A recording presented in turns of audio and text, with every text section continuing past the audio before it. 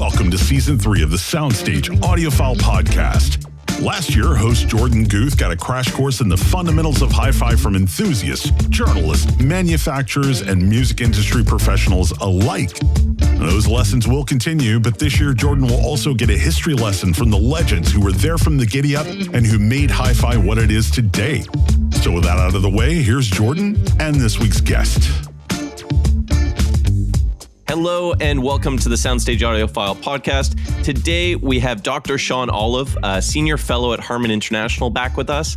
And if you are coming in and haven't heard the previous episode that we did with Dr. Sean Olive, go back into our archives. We're going to leave a link in the show notes, and you can hear kind of more about Dr. Sean's or Dr. Olive's journey into hi-fi and kind of getting to where he is now. But for today, there's a lot that's kind of been going around lately on the Harman curve. And I thought it would be very appropriate to bring one of the lead guys behind the Harman curve back into the picture and kind of poke his brain and ask him some questions.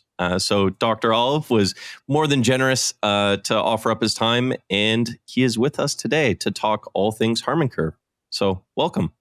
Hey, Jorden, how are you doing? I'm doing great. On this snowy February day in the Great White North. Are you still in California, by the way? I am. I'm actually in Marin County today, but my office is based in Northridge, which is a suburb of Los Angeles. Okay. You're not affected by the fires at that point? No, fortunately not. I was affected by the 2018 fire called the Woolsey. Okay. It went right through my backyard, but this one was down in Malibu, Pacific Palisades, so I was safe. Oh, there you go. Well, that's good to hear.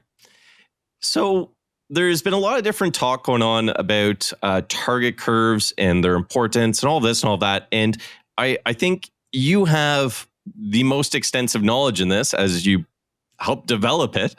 So and maybe we can actually just start with, if you were to explain what the Harman curve is to a fifth grader or an eighth grader, how would you kind of articulate what it is and why it's valuable? So I have to think of a fifth grader. Or just me, who's not the smartest or the sharpest crayon in the pack, or whatever other analogy you want to use. Just I'll just pretend you're a marketing and salesperson, and hopefully it'll be simple enough that you can understand it. There we go. Love it. Basically, the Harman target curve it defines a frequency response. Hopefully, people understand that frequency response is just it's a measure of the amplitude of a product. This could be a loudspeaker, an amplifier, as a function of frequency. So as you go from the lowest note to the highest note, it defines the level of each note. And for amplifiers, we know it should be flat from 20 hertz to 20 kilohertz. For a loudspeaker, at least, we know it should be flat when you're listening on axis, the direct sound. And for a headphone, what it is actually not flat when you measure it on a test fixture, which simulates the human ear, the ear canal, and the acoustics of it. It's actually not flat. It's actually it has a little extra bass. It has a big resonance at 3 kilohertz, which is the resonance of your ear canal. So the test fixture you're measuring it on actually simulates the ear canal of an average human. So there's a lot of confusion behind this because people are sort of been taught that it should be flat. Everything in audio should be flat, but with a headphone, it shouldn't be flat because of the test fixture and how it simulates the ear canal. In, I guess, the research that led up to this, and there's some really cool studies, and you had a huge, 70 something people in test however many different headphones, and that kind of led to what is now defined as the Harman curve. Can you kind of give a quick overview of that and kind of roughly when that happened? Yeah, so this headphone project began in around 2012, and headphones at that point were, I hadn't owned a pair of headphones since I came out of college in I think I graduated undergrad in 82. So I had a pair of headphones when I went away to college because I had to share a room in my residence, and to not disturb your roommate, you had headphones. But when you weren't in that situation, you rarely wore them. And throughout the next 20 years, I think I wore them on very rare occasions. But it all changed when the iPod and the iPhone came out, and suddenly you had this mobile device that you could take anywhere, and you needed something to listen to it. So headphones took off in the early 2000s, and so we said, well, this is a growing market. We should be making more headphones. So Todd Welty and I started measuring headphones, and we saw that they were all over the map. Even the headphones that we made at Harman were, there was no clear consistency. And we started to look at the literature, in the scientific literature, and we found out that not much research had been done since the 80s and the 90s. And there was this target defined in the standards referred to as the diffuse field target. And we found that no one was following it. So this led to a project where we started doing listening tests, where people would come in and listen to different headphones. We started measuring them, and we found that generally people liked a headphone that was free of resonances. Resonances add colorations, and then they change the timbre. But it was a real challenge. Doing the listening test was challenging, and we found there were a lot of variables that we had to control. But over the course of a 7-9 year period, we started to understand that there was generally agreement in a preferred frequency response, and we started to test lots of headphones. In one study, we did over 200 people in 4 different countries: Germany, China, US, Canada. And we found that generally people agreed on what sounded good. There was some variation depending on their age and in some cases their gender, but generally there was an agreement on what sounded good. And we found that there was a measurement that tended to correlate with what they thought sounded good. And that in essence defined the Harman target curve, which we didn't call it the Harman target. The outside world started to refer to it as that. Now, and kind of going back, and if anyone hasn't listened to the previous episode, again, I'm going to remind you to listen to that. And then the other one is the Dr. Floyd Toole episode, and you'll listen to that. So the reason why I mention those is I want to bring up this really important point. Harman is effectively paying you to do this research, but part of what the agreement is with Harman is that you could publish this openly to AES and all these other organizations to get this knowledge out there. Mm-hmm. So obviously there's a commercial benefit for Harman making headphones that generally are accepted as better quality headphones and better sound performance. But this information is open to anyone to use. That's true. We've published, I think, 20 papers now, and they're all available at aes.org. And then anyone, some of them, the most recent one is free. Some of them you have to be a member or you can pay for it, but it's all, readily available. And of course, a lot of this research has really captured the interest of the headphone enthusiast community. So a lot of the graphs have been, republished on various websites, and there's presentations and all kinds of. You don't necessarily have to go to AES to find this information. You'll find it all over the internet if you just type in my name or Harman target curve. It's all there. And I really want to highlight that because it's super important, this idea that, and I think the Harman target curve or the target curve, all those papers were released around 2018, 2019, somewhere around there. Yeah, we started publishing them in 2012. And as I said, the research was done over the course of 7 years. So there's a whole series of papers from 2012 to the most recent one was last October. Gotcha. And a lot of different folks or different companies started using these target curves to measure different headphones that weren't made by Harman or other companies as well. That's right. And a lot of headphone review sites use the Harman target as sort of a benchmark. Yeah. They don't necessarily say, and they shouldn't, that to sound good, it has to hit this target, but it's a guideline that or a benchmark that at least tells people, well, it has to be close to it or within a certain tolerances in order to sound good to most people. And that's the caveat here. This target we found satisfies about 66% of the population we've tested. There's variations that there's little more bass, a little less bass, a little more treble, that as long as it's within reason, it'll satisfy two other segments of listeners who tend to like more bass or a little less bass than the Harman target. But so it's a guideline. Okay. So now that we've kind of established that Harman target curve, years have gone by.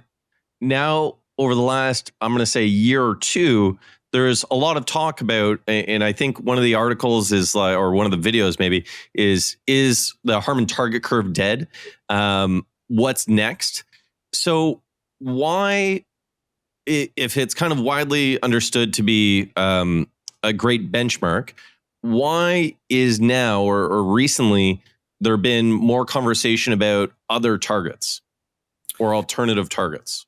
Yeah, I mean, I think there's two or three issues that could explain that. One of the obvious ones is when, as I said earlier, it's a guideline, it's a benchmark, but naturally, our research has shown that there's variations of it that people, certain segments prefer. So part of it is that a particular reviewer or an organization may have found that there's an alternative that they prefer. And sometimes it's it may be valid, or maybe they just want to come up with their own version, right? So they can say, well, this is my target. And some people have may have a commercial interest or for that because they can claim it's their own, and I understand that. Secondly, I think there, in 2018. A new standard came out in headphone test fixtures. In the standards world, it's known as a Type 4.3 test fixture. And all of the Harman research was done on a Type 3.3, which is known popularly as a 711 coupler. So all of our research was done on this older test fixture that's been around for a couple of decades. It's only accurate from 100 hertz up to 10 kilohertz. And when this new test fixture came out, it was accurate from 20 hertz to 20 kilohertz. And what this meant, though, was that if you measured a headphone on this new test fixture using the existing Harman target curve defined on a Type 3.3, it was no longer valid. So that's where these statements, is the Harman target curve dead now? Because reviewers started to buy these new test fixtures, and they couldn't use the Harman target curve anymore as a benchmark because there was this new test fixture, and it was incompatible. And this is a really good kind of moment to just highlight the fact that in order for the Harman curve to be valid, and you've already mentioned this, but I'll make it very explicit, you would need to use the type of fixture that is standardized for what the Harman curve was developed on. That's correct. So it's not like you can say, oh, well, we're going to reproduce the Harman target curve on XYZ do-it-yourself fixture. That won't necessarily give you the same results because it's not based on the same standard.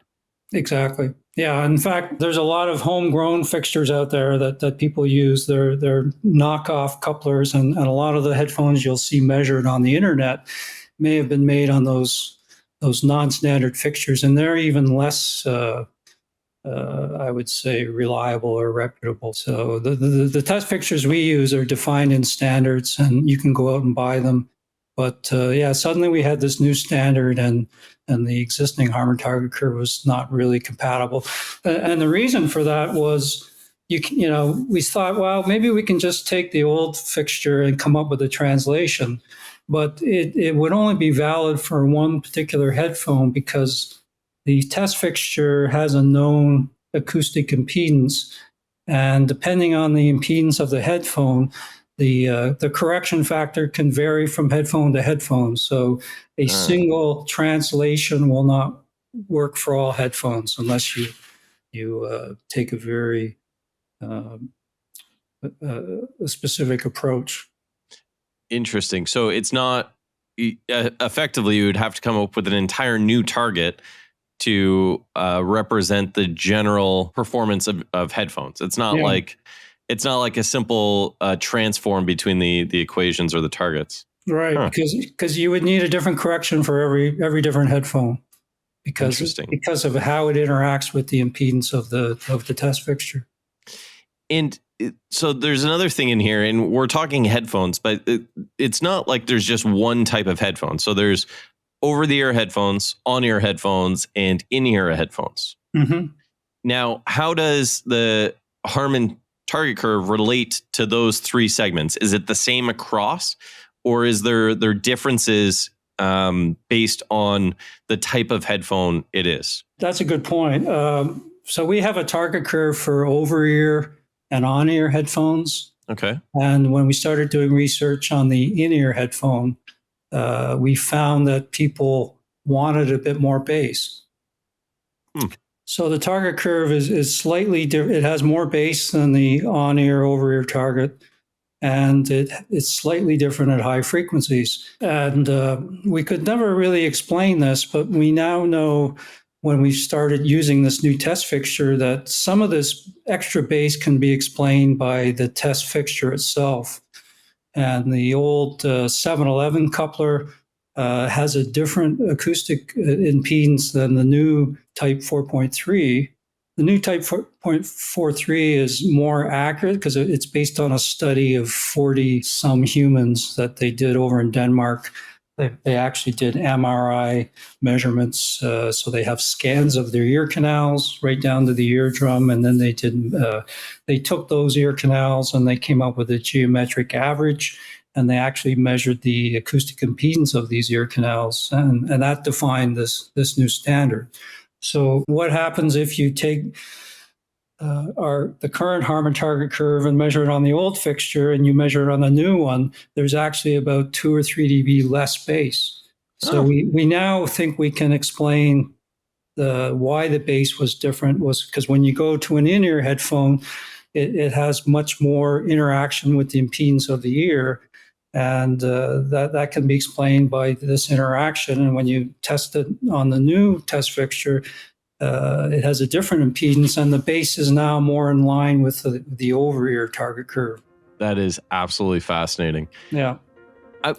I think right now, let's go ahead and take a little musical interlude. And then when we kind of get back, there are some more questions that I have about what this new standard means and kind of who's using it, who might not be using it, a whole bunch of other fun questions. So let's take a quick little break. And when we get back, we'll jump back into it. Right.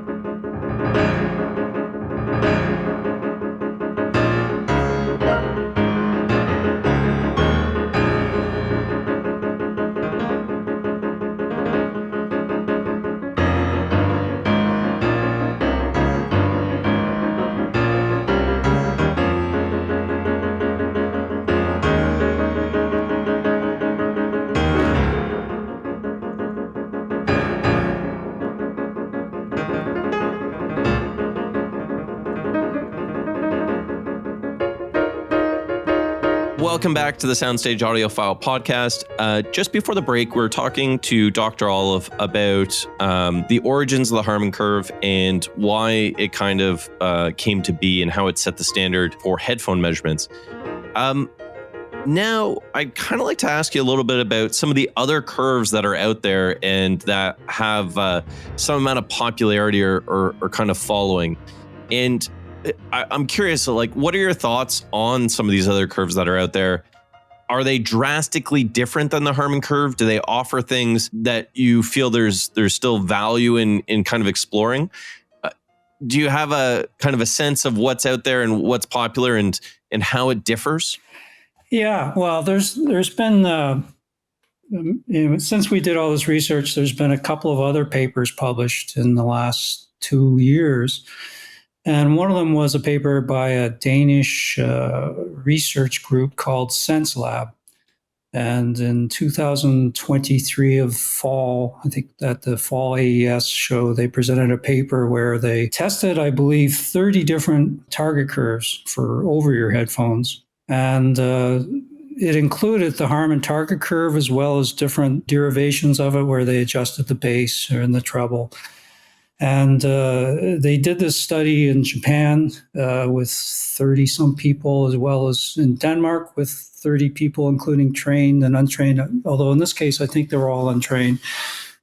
And they found, first of all, that both cultural groups came up with the same preferences. And secondly, out of these 30 curves, the most popular one was the Harman target curves with slightly different bass and treble. And within the top 5, the other one was the original Harman target curve. And then they included one which was developed by the headphone organization in Vancouver called soundguys.com.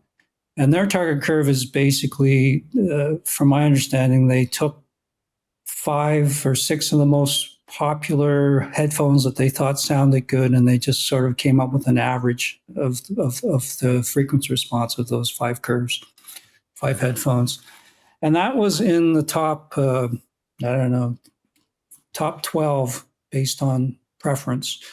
But what is interesting is when you look at the paper, the first 12 or 16, the error bars are all basically on top of one another. So in other words, statistically speaking, there's no preferences between the top, 10 or 12 preferred target curves. So in other words, the differences are small enough that people have trouble deciding on which one they really prefer, or within the 60-some listeners they tested, they can't really, they all satisfy most of the people. So, I think we're getting to the point where if you're close to the Harman target, it's going to satisfy most people. It may have too much bass for some people, maybe too much treble, but you're getting in this window that is what's considered acceptable. And if you look at this paper, they kind of show a shaded window within which the top 10 headphones fell. And it's a fairly narrow window. I mean, from 200 hertz to a kilohertz, it's like plus or minus dB. There's a wider tolerance in the bass, and there's a slightly less wider window in the treble. But it pretty well falls in line with what we found, that if you get it within this tolerance window, you're going to satisfy most people. And then even more recently, there was a headphone testing company out of Montreal called Ardings.com. And they did a similar study where they had 30 or 40 people evaluate different target curves. And they're all fairly similar, except one of them. One was the diffuse field, which no one liked. That's the current standard. That was also true in the SenseLab study. The current standard, which is the diffuse field target, was one of the least preferred targets. But in this Arding study, they found that the 5 of the 6 ones they tested, people couldn't reliably say, I prefer this one over that one. So again, we're getting within a tolerance that they generally satisfy most people, and nothing really stands out as being better or worse than the other one. So there's a lot of different kind of questions that come up as you're kind of going through that. And something that I'm curious about is there other things aside from frequency response that play in to the listener preference? And what I mean by that is, could it be something as trivial in some respects as like listener comfort for the headphones? Could that play into how people rate a particular headphone that may actually not be correlated to necessarily the sound performance, but generally speaking, these headphones are more comfortable, so people are enjoying them more. So they, I don't know, rate them better than they would if it was a less comfortable headphone. Or other things aside from comfort. I'm just throwing that out there as an example. Yeah, I mean, the very first study we did, we had people actually A/B different headphones. So we had an administrator that stood behind the person, and we would sort of randomly put different headphones on them, and they weren't aware. They couldn't see the headphone, but they could certainly feel them. And they became aware of their weight, and they became aware of their comfort. And after one or two trials, people could identify the headphones based on the comfort and the weight. And, one of the headphones was a Odyssey LCD2. It's a very large magnetic planar headphone. And I think it weighed 560 grams. So well, those are the massive ones, right? Yeah. So people could say, I know this headphone. My neck's sore after listening for 10 minutes. So this was like our very first problem. We said, well, this is not a blind test when you can identify the headphone just based on the weight and the comfort and the feel. So that led to us developing this virtual headphone technology where we would measure a headphone on the test fixture, and then using DSP, we would equalize our replicator headphone, and we would simulate all these different headphones on the same headphone.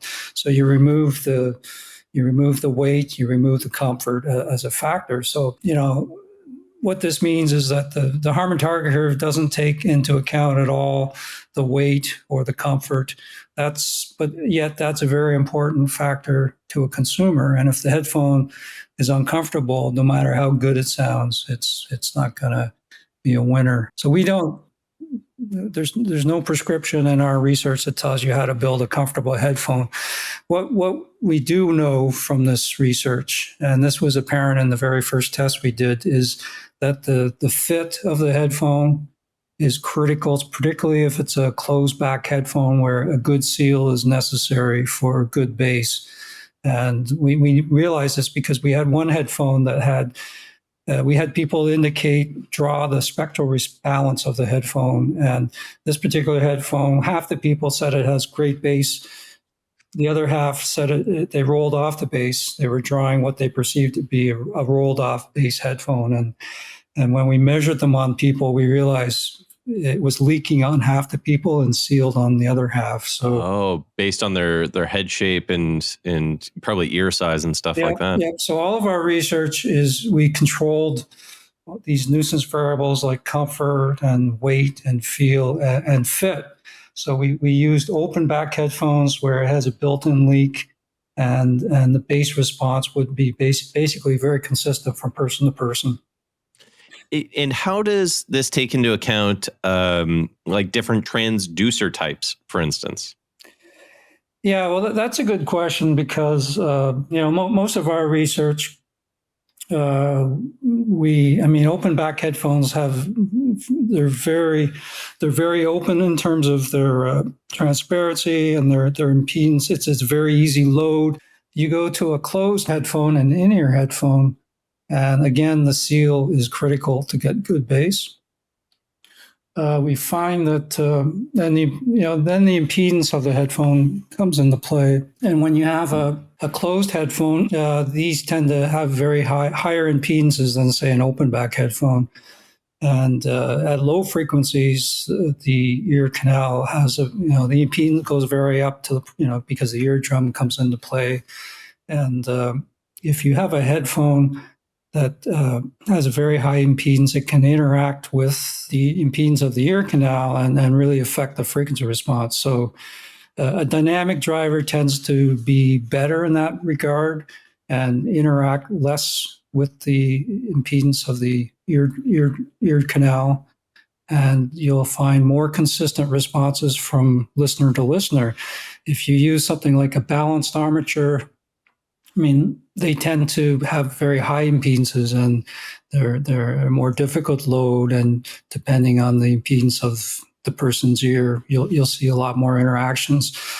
So for that reason, often, and the fact that balance armatures have trouble playing loud bass, they're often you'll often have a hybrid in-ear where you have a dynamic driver handling all the bass, and then the balance armature will be used like a tweeter. It's crossed over, and it provides the high frequency part. And that basically gives you the best of both worlds. You have a dynamic driver that can play lots of bass, and its impedance is lower, so there's less interaction from person to person with the driver. As I'm thinking about all this, and we're talking about kind of targets, and we have different headphones that are within this range and within that target. Another kind of question comes up, and this is actually related to a post that I saw on your LinkedIn, which was this memory, and it's this idea of, and I think this was like 7 or 8 years ago, where you actually had a study that looked at different headphone or different price point headphones and the people's listening preference to that headphone, and whether some people will say, of course, it's not correlated, or why would it be? Your findings essentially were that there is a very loose correlation between the price of the headphone and the quality of the sound as it's measured. So just because we have all these other target curves out there doesn't necessarily mean that everyone's going to follow them, nor should they, right? Like sometimes people want something that is not kind of within that generally accepted range. But I think it's interesting. And if you have any thoughts about, like, just because a headphone is less expensive or more expensive doesn't necessarily mean that it's going to give you more or less audio performance relative to the curve or anything like that.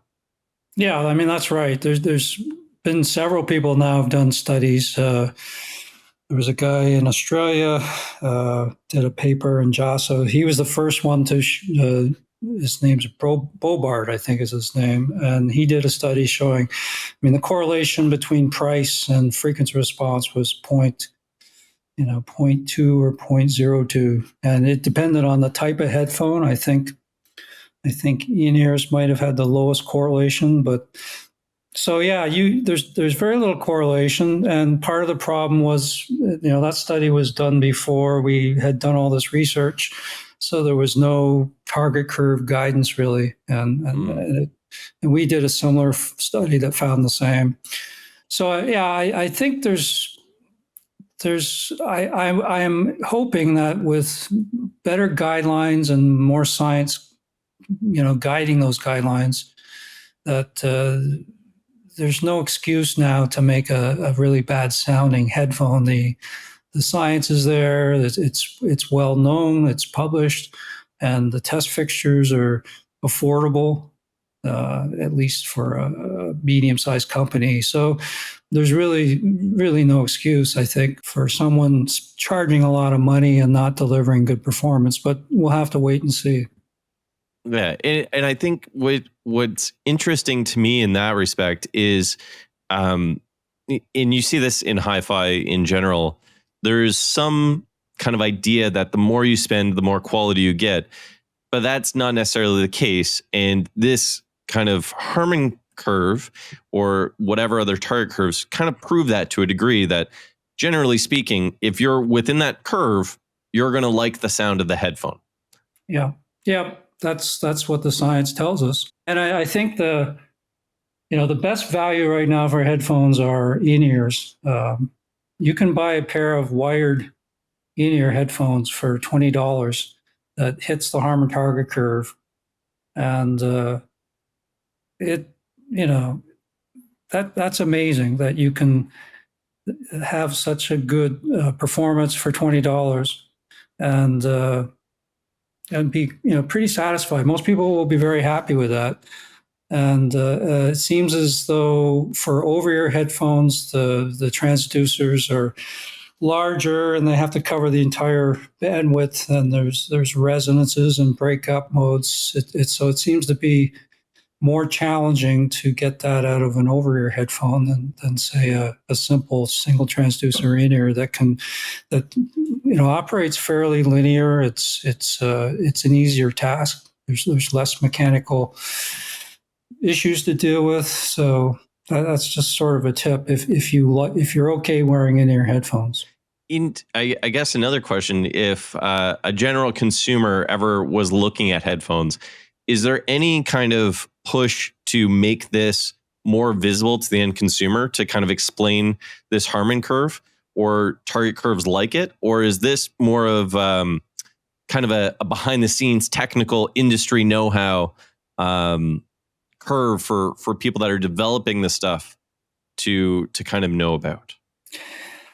Yeah, I mean, I don't think Harman, you would have to really look hard in the literature to even see it mentioned. So I think a lot of companies think this is just too technical and not of interest to a consumer.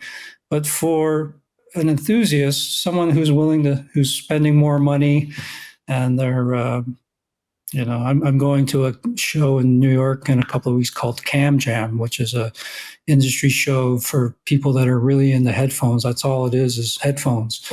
And these people are mostly young people. They're educated and they're seriously into measurements, and they know target curves. They know what Harman target curve is. And when I give a talk about the Harman target, I get, standing room only crowds. So there is a segment within the headphone community that's really into into the science. And for those people, if you cater them, you can buy headphones that have the frequency response of the headphone on the package. So it's a selling feature. Otherwise, the typical specification will say it goes from 10 hertz to 50 kilohertz. And there's no tolerance given. And unless it's reference to a target curve, you don't know what that means. It's totally useless information. I think Floyd Toole has this really fun comment where he says there's more information on the side of a tire than there is on specs for a speaker. And with that, I'm assuming headphones as well. Yeah, I think that there's more useful information about the performance of a tire on the sidewall than there is on any audio specification. There you go. That's 100% true, and it's a sad statement of our industry that we're still afraid to provide the consumer useful information about the sound quality or the performance. I mean, to me, it's a red flag because what are you hiding? I mean, show me a graph like a spinorama or a measurement made on a industry test fixture, and that's more useful than 10,000 words of poetry. Yeah, get the marketing out of the picture and just go to the pure science behind it. Yeah. So with that, and maybe this is a good transition from the science of things to actually like the listening and the enjoyment and what this gives us at the end of the day. It's all about listening to good music or music that you enjoy. What would you say if you were to put on a pair of headphones that matched the Harman target perfectly? Or are you one of those people that are outside of the Harman target? Are you one of those folks that actually like a little bit more bass or a little less treble? Yeah, I guess I'm pretty well right on the Harman target. JBL follows the Harman target with a little bit more bass, 2 dB more bass. And that's okay. And the reason behind that is our research has found that younger demographics, particularly males, like more bass than older people. And even females like less bass than males, which is interesting. So I like the standard Harman target curve, and I'm quite happy with that. And what I forgot, you always ask people what tunes they would prefer. Yeah. You're like Ezra Klein on the New York. He's always asking, what 3 books would you recommend? Yeah. What 3 songs would you recommend? That's great. On your Harman target curve headphones. Yeah. Either in or over the ear. Well, we use the story behind Tracy Chapman Fast Car. Yeah, I love that. I love it. The first 30 seconds of that song has been heard more than anything else. Yeah. So for me, that's like a test tone. When I hear that, I can tell whether it's off or not. But it's not for enjoyment. It's just gets me the quickest answer to my question. These days, I'm listening to a lot of classical music on Cobus, and there's this new Korean pianist out of South Korea. What's his name? But he's a Ravel expert pianist, and we're going to hear him on Sunday at the San Francisco Symphony Hall. So, listening to a lot of classical these days, piano, because I'm a pianist, so I'm sort of thinking I may get back into playing the piano, and I'm inspired by musicians like this. Oh, that's really cool. I'll check him out. I'll do a little Google, figure out if I could find it, and if we can, we'll also put that in the show notes. When I think of his name, I'll forward it to you. Oh, love it. Yeah. Awesome. Dr. Olive, thank you so much for spending the time and coming on and talking us through the Harman curve and the target curves that are out there. And looking forward to having you back in the future. Well, thank you. My pleasure, and I'm always quite happy to come back. Awesome. Take care and all the best. Bye.